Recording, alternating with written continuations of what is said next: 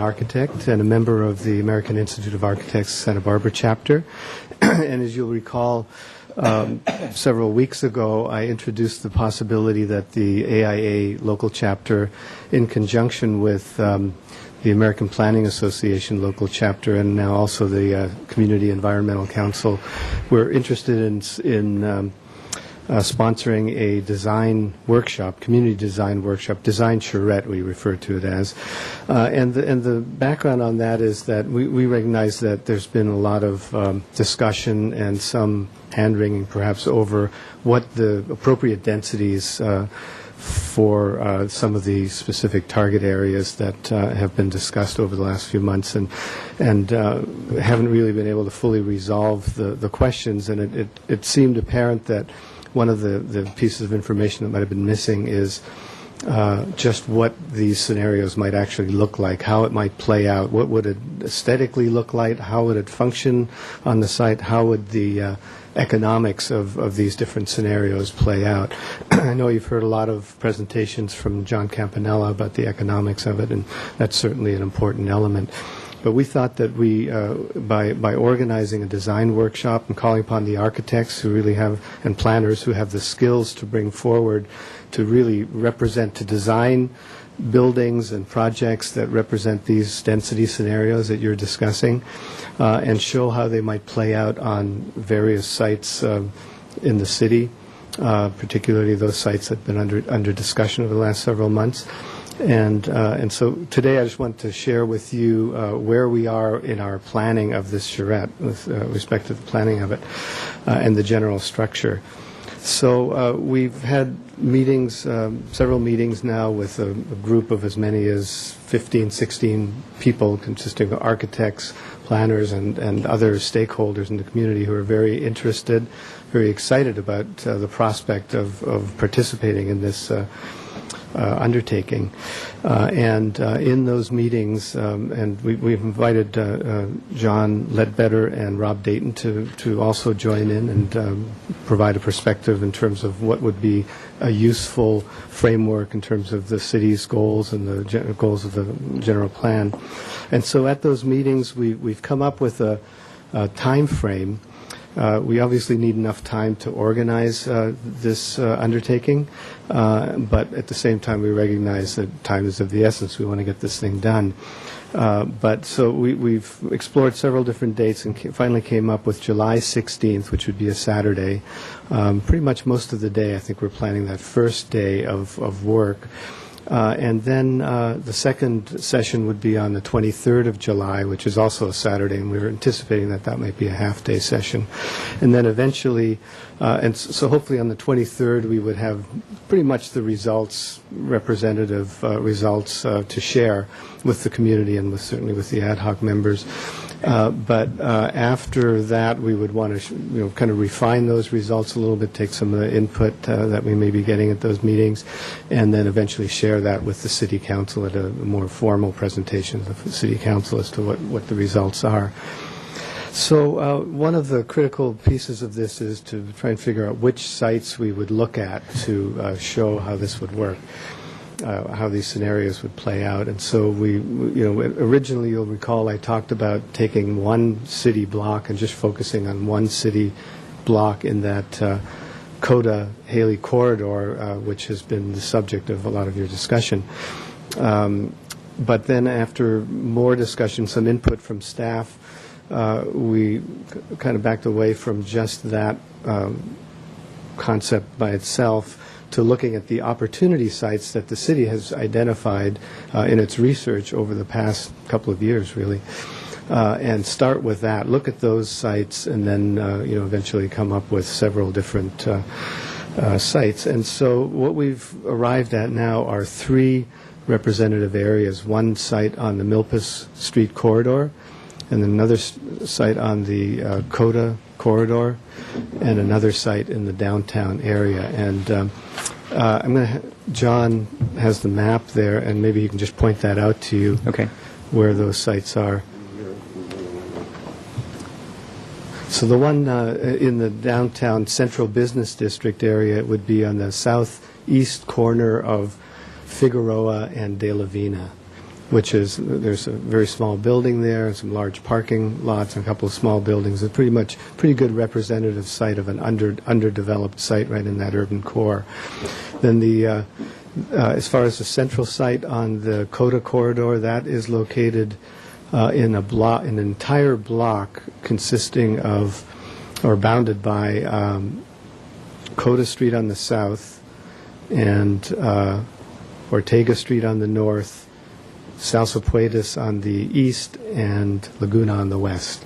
And again, that was a site that we looked at as having a lot of development potential opportunity sites, but having the entire block for that particular team to work on just opens the door to some broader scale thinking. For example, that block has a really nice mid-block passage that could address some of the concept that we've discussed with respect to centralizing parking and that sort of thing. And then the Milpas Street site is about a half a block that represents some opportunities on that corridor that back out onto the high school there, an open space, and again present a good opportunity to just show how development might progress over time in that half a block, again taking the density scenarios that are on the table at this time, which as we understand them are that we would target a program ultimately that would try to produce some projects that might be market rate ownership units using the average density and the average unit sizes that have been proposed in that density range from 28 to 36 units per acre. And then there may be other projects that would represent the rental apartment employer housing scenario of 49 to 63 units per acre. That has also been under discussion. And of course, we'd want to include in some of those sites, I would expect there would be some discussion of some mixed-use commercial as well. It would be sort of neighborhood-type commercial that would serve residents in those developments and immediate surrounding areas, so small-scale commercial. You mean like a local market or something? Local market, something like that, maybe a dry cleaner or whatever, those kinds of smaller local businesses more than likely. One issue that we also discussed was, let me just say that what's ahead of us right now is to define a program that makes it clear and straightforward as to what the architects and designers and planners are to be working on. So that's going to take a little bit of work, but we've got a lot of good foundation for how to do that, and we would define setbacks, height limits, open space, pretty much along the lines of what's been discussed in Plan Santa Barbara so far. We might have some massing guidelines, and certainly one of those components that's important is the parking. Right now we're considering that we would assume that one parking space per unit is what would be provided in these developments, but that may be further debated and discussed. But that's where we are as far as the parameters that we're going to include in the programming part of it. The other parameter I haven't mentioned too much about is the feasibility analysis. So, as the designers are given this program, it needs to represent some sort of feasibility, economic feasibility in terms of the parameters, again, that you're somewhat familiar with now that have been discussed at these meetings and represented by John Campanella.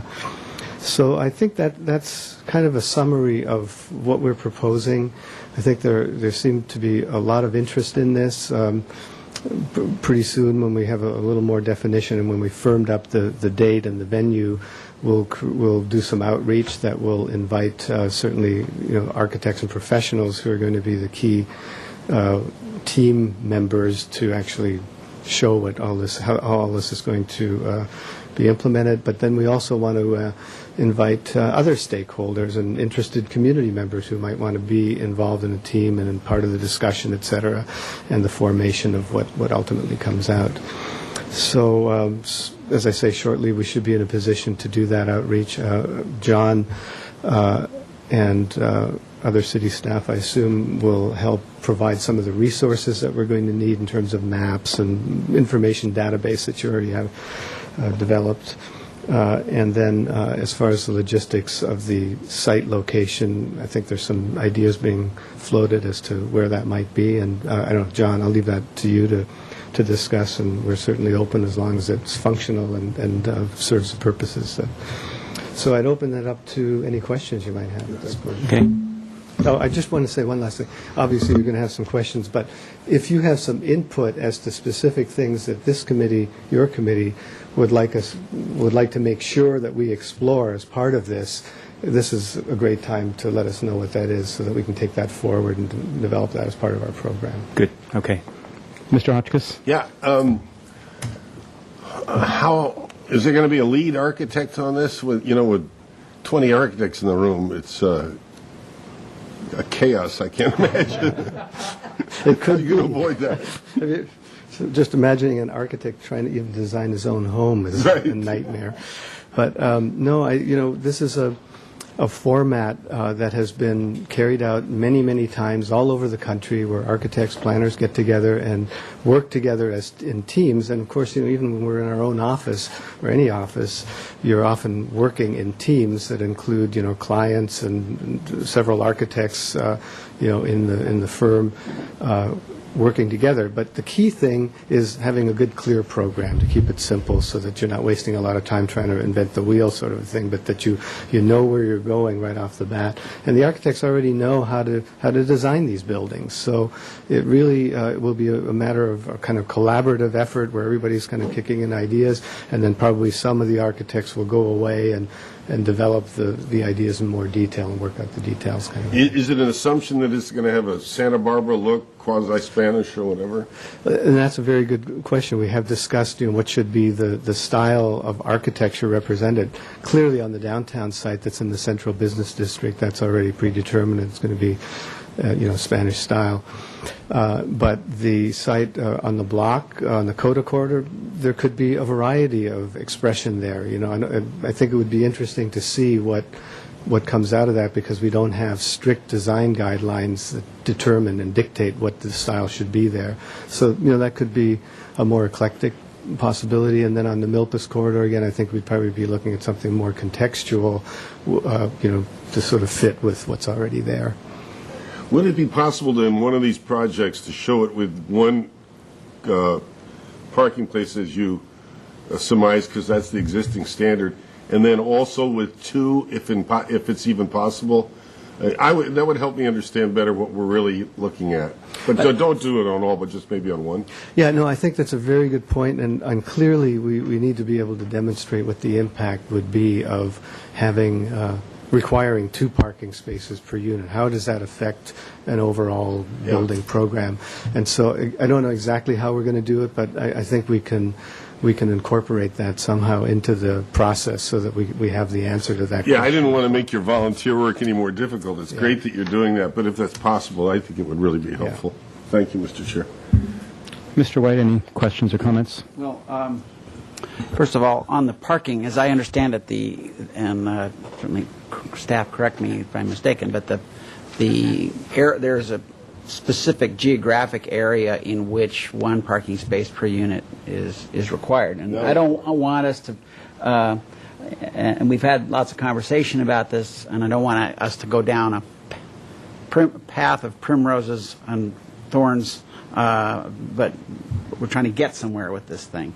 And I'm understanding that on Milpas Street, there is not the 1 space per unit requirement, although I wish it were there. But that's one of those places where the conversation that we've had along the way has been that the status quo is one thing to deal with, and in that maybe that can go forward, whereas reducing the parking requirements in an area may be more problematic for Mr. Hotchkiss and others. And so that's one area where the 1 space per unit would be a reduction in parking requirement. And so I just wanted to raise that. Again, it would work for me, but it needs obviously to work for council. And so I wanted to raise that. For me, an area where I look at that downtown chunk, and I say to myself, gee, that could be more of a candidate for mixed use. That might be a more, not just the grocery store, but could be a bona fide mixed use where there's perhaps more commercial, and that's one of the sort of open-ended concerns that is in my mind as well, that you could put lots of commercial in there, and then put the debated densities on top of that. Well, and then it gets me to FAR. So that's the discussion about FAR would be something that I would want to be hearing back from the architects, planners, is what's working and what's not. I've kind of just pulled numbers out of the air, and that would be good to have the FAR as a topic of conversation in what you're doing, and giving people the sense of what an FAR means. I think that's an excellent idea. Certainly, any of these scenarios, they're going to end up with a certain FAR, and I'm not sure whether we should say, well, it must be this FAR or that FAR, but rather to say, what's the project look like, and what is that FAR, so that you can look at it and say, well, that's a Exactly. 1.2 or whatever it is, Exactly. or that's a 0.8. Rather than saying it must be a 1.2 FAR or something. Yeah. But definitely, that we can make that part of the equation in terms of the programming. And I might just add to help flesh that out a bit, the concept that's been discussed thus far is taking the 3 sites and then for each site looking at the 2 options, one a market project and one a rental project. So obviously, for the rental project you're going to have higher densities and therefore you'll have higher FARs. So you get a sense on the same site with the same team working on it with the same look what it's going to be with these different densities and different FARs. And that's why I raised particularly the concern on the downtown block. That feels like a candidate for a mixed-use project that would be a higher FAR, and even just in the for sale unit density, you just have it just feels like it potentially could have underground parking, a goodly amount of commercial, as well as the residential density. Mr. Chair, if I might add on that. Of course. Councilmember White has asked and been thinking about this and expressed it as questions and how we could help with this information about mixed use and FAR and density. And I'm wondering, I don't know if the Charette team has been thinking about this or not, but if we could use the actual situation on the ground in these locations, then it could be a real-world example. I haven't really been able to answer Councilman White's question about, well, what's the development potential? Because we have the growth management ordinance. If these sites have existing buildings on them, that would be your starting point, that you could rebuild up to the existing square footage and then, say, another 2,000 square feet or something. So, I don't know if in the program we could help certainly provide you that data. We have that. So I don't know if you would like that as a data piece Yes. for the team to decide, because this will be a real answer to your question that I told you I couldn't answer. So I'm interested in that too. If we can provide you the data, then the team can decide, are they programming the full amount, 10,000 square feet in, or what amounts? Okay, Yeah. that would be No, I great. think that would Okay. be very helpful, because it makes it a more real-world example of what might actually happen. But I understand the dilemma that Councilmember White is raising, which is simply that, there's not a limit to, you're limited to the amount of commercial development by virtue of existing ordinance, et cetera. But if you were, say, replacing an existing commercial building plus adding a little square footage or something like that, how that plays, when you then add the residential on top, and you take the total FAR of that, that's a kind of a tug and pull scenario that we need to look at. Yeah. Don't go. All right.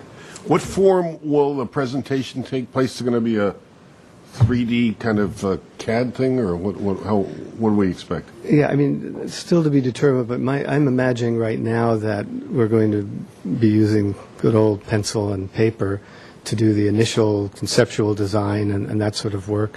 And then once we have some of those initial designs done, we'll probably use some sort of three-dimensional program to block out, not in high level of detail. It won't be like, your sophisticated walkthrough, but rather we'll use that as a basis to then do hand-rendered sketches from different perspectives of the developments, so that what you'll see in the end, we don't have an example here, but a three-dimensional sort of view. What might it look like if you're walking down the street and experiencing it like that sort of thing? Yeah.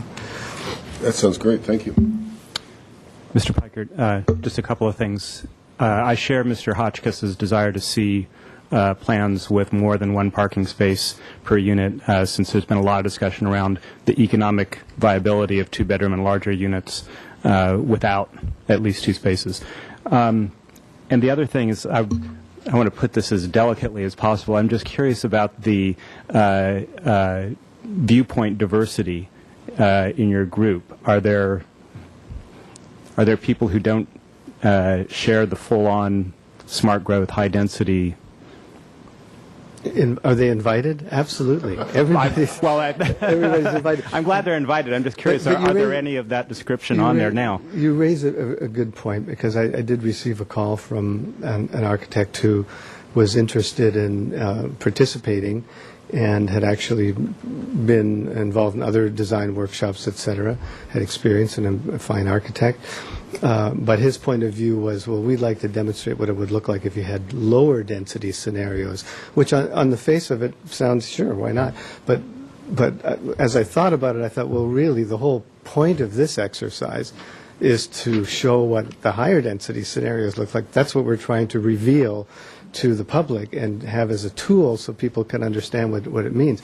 We already know what low density scenarios look like, so I'm not sure what would, but I as a matter of just of interest, I personally have no objection to someone wanting to do that there's nothing wrong with it, but I'm just saying that's not really the purpose of this charrette, because we can point to many good examples of lower density development that is beautiful and attractive and desirable. What we're trying to show is that when you make a decision as a council to overlay these higher density scenarios on these parts of the city, you want to feel assured that the end result is going to be something that will enhance the city, rather than somehow detract from it or be, ruin the city or something.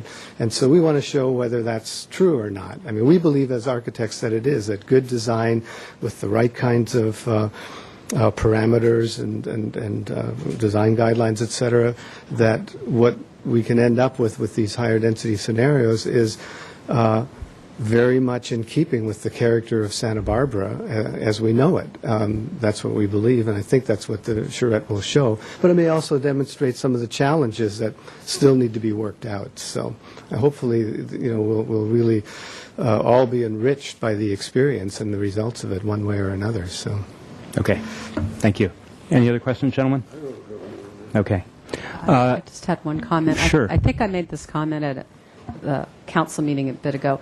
The city staff will notice the charrettes as a council meeting, so all council members could attend, and we would anticipate that the council member role or activity would be as an observing role, and like when you've attended other workshops of Plan Santa Barbara, you might check in on one group or another and get a sense of what's going on. Certainly welcome to stay through as much of it as you'd like, but not have an active role at the table, but an observing role. And then that would be same for any other, well, there's a little bit, they may get architects from board and commissions or people that practice professionally wanting to participate. I don't think we necessarily want to exclude those folks from participating, but I think the expectation for you all was observing role. Is that what you Sounds fine with me. expecting as well? Mhm. Okay. Very good. At this point, Betty just told us to keep our mouths shut.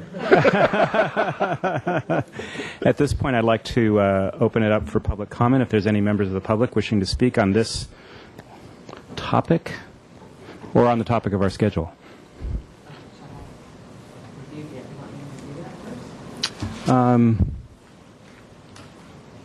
Let's go ahead. Yeah.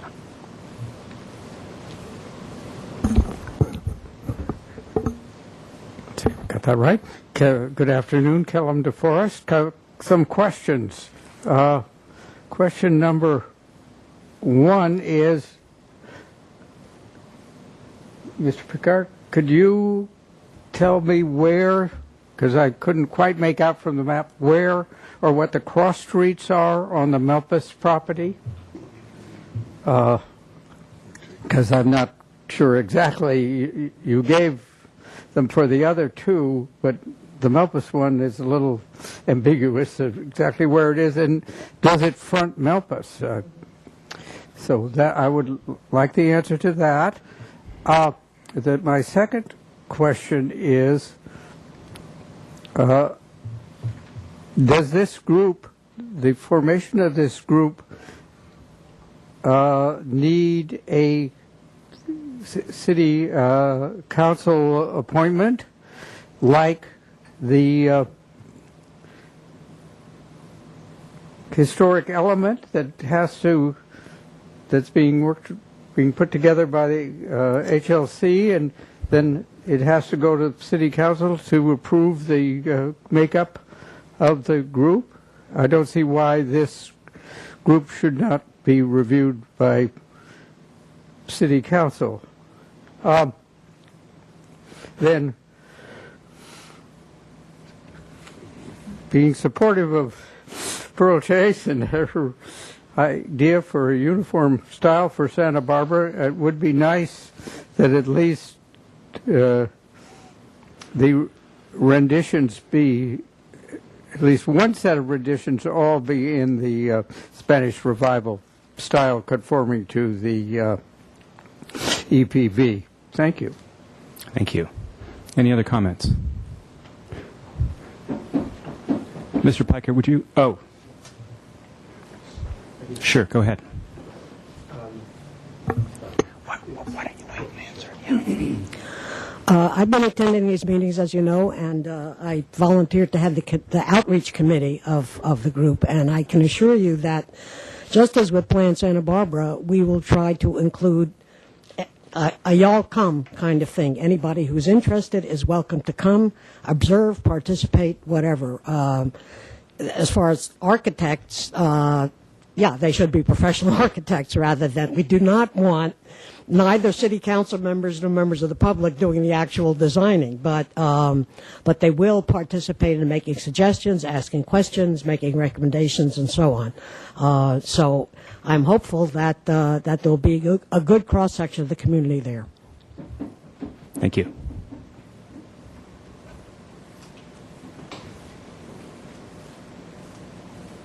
Hi, I'm Linda Mayo. I'm Secretary of League of Women Voters. I just had a question with the comment that they wanted to be consistent with the Memphis Quarter style. And I live there, and I don't think there is one. So if there could be a comment on that, I would appreciate it. And also, the discussion about whether to allow the low density to participate. I think that would be I think it would be good. I think to be able to see every element displayed together and not just to rely on what your memory might have. I think it would only add to it. I mean, if we want to compare and contrast, I think it would be essential. Thank you. Thank you. Okay. I will close public comment now. Mr. Piker, would you like to just get up and answer the questions that were directed to you? Sure. First, as to which site on the Milpas corridor, it's the site bounded by Milpas Street on the frontage, Ortega Street to the south, which actually dead ends as a cul-de-sac at the junior high, I guess it is. I think it's the junior high. Yeah, and then De La Guerra to the north of that. Yes, on the west side. It's an open space junior high school. Oh, sorry. Yeah. You can also see it on the map. Yeah. So after maybe the meeting closes, we'll point it out. Great. And then as far as the Milpas style, again, I mean, I think this is something that really would happen just as it would in the real world. The architects would come up with the style and perhaps with the input of other team members, which you may be a member of that team or you may be. And, they're going to make decisions and they're going to represent something that's contextual and appropriate in that corridor. I don't know exactly what the style will be at this point. I think that covers it. Sure. Good. Thank you. We'll have lots of photographs for context. I think the comment was contextual style, not Milpas Street style, because it does vary in the different blocks. We have Haley Milpas design guidelines that are not very extensive, and they were adopted many years ago. And although the focus was the intersection of Haley Milpas, we can look at those design guidelines to see if those would be helpful in any way as well. Okay. Good.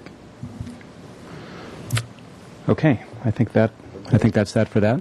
Ms. Weiss, would you like to go and Yes. discuss the schedule? Yes. Thank you. We have proposed a number of related Plan Santa Barbara activities. So today's discussion is helpful for the planning and participation in the charrette. Tomorrow, Thursday, June 2nd, and then 2 weeks later, Thursday, June 16th, will be the two ad hoc subcommittee meetings to review the policy document, the general plan as a whole, and that includes all the various chapters on be it environmental resources, public services, et cetera. So we'll be spending time on not as direct density questions, but in those two meetings, the hope is that we'll peruse the entire document for key input. Also, we've been asked, and it's been suggested that the full council, we had that subcommittee report, and that's really not an opportunity for the council to have much discussion at all. So we've been asked to schedule a brief item at the council, and so we're looking to do that on June 28th. And what we would anticipate preparing is a couple of paragraphs of a council agenda report. We wouldn't actually be presenting revised policy language or anything of much substance, but it would be a status check so the council can be talk amongst yourself on where are we. We can all say where we are after these two most recent meetings on the document as a whole, and we will have will be in anticipation of the charrette, so they may have questions about what the community charrette is, and they can ask questions as full council. Then the charrette would happen on the two Saturdays, as I believe that'll be confirmed shortly. Saturday the 16th and the 23rd back-to-back in July. What we would like to do as staff is go to City Council on July 26th with actually policy language, the work of this subcommittee and what we've been gathering from community input, and present a good amount of the general plan, because it's too much to expect that it would all be done in one meeting. So we would want to carve out a substantial portion of what the Plan Santa Barbara General Plan is about for policy review and direction concurrence on those pieces. So that would be July 26th at the City Council. And then the charrette presentation and the remainder of the policy direction related to densities and everything else, we're shooting for August 23rd would be the date at Council. And we pretty much are planning up to that point. It's a pretty active schedule with check-ins and dialogue and discussion and moving the policy work along. So that's our working schedule at this time. Okay. That sounds reasonable to me. I've got a question, if I could. Sure, of course. Tomorrow, are we going to start, you mentioned, you were very graphic, saying, well, let's just go from page to page and go through. Anybody got any comments on this page? So are we starting at attachment 4A on the April 22nd agenda? Yes, that is correct. Attachment 4A, and we provided that to a few members of the community, and it is online. It is those policies that have been updated a little bit already through the Plan Santa Barbara process. And at the same time, looks like John has some extras here today, too, just in case anybody needs them. At that time, we also have a one-page list from Councilmember Self. So we wanted to take note of when those questions and concerned areas, we would bring those up as well. Okay. But we're hoping you all have a chance to already flag which ones you want to talk about so we can move through the document. Right, and at one point, there was something that was misnomered, perhaps, the Hotchkiss amendments. Were those incorporated in here already, to some or all? Do you know? Remember, John? Some. Some. Okay. Thank you. Okay. Ladies and gentlemen, unless there are objections, meeting adjourned. Thank you.